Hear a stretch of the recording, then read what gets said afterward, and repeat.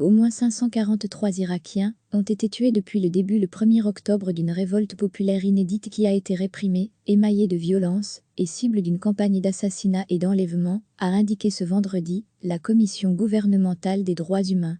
Le ministère de la Santé n'avait donné un bilan qu'au tout premier jour du mouvement qui touche la capitale Bagdad et le sud du pays, et dénonce un pouvoir corrompu et incompétent.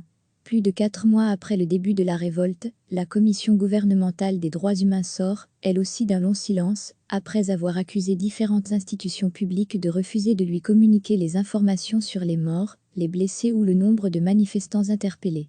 Selon cette institution, appartenant à l'État tout en étant l'une des voix les plus critiques de la gestion gouvernementale de la crise depuis son déclenchement, 543 personnes ont été tuées, dont 276 à Bagdad.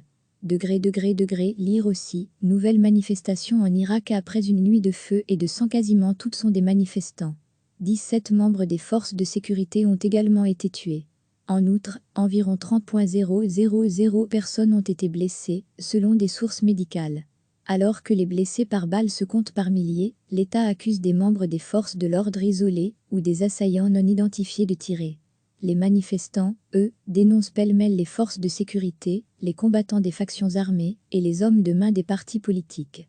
L'ONU a déjà à plusieurs reprises accusé des milices d'être derrière la vaste campagne d'assassinats, d'enlèvements et de menaces contre des militants qui visent à faire cesser un mouvement de contestation sans précédent en Irak, 16e pays le plus corrompu au monde.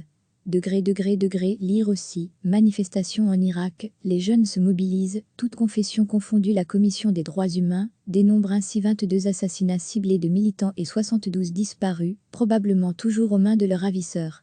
En outre, après plus de 2700 arrestations, 328 Irakiens sont toujours en détention, selon la Commission. Recevez chaque matin l'essentiel de l'actualité.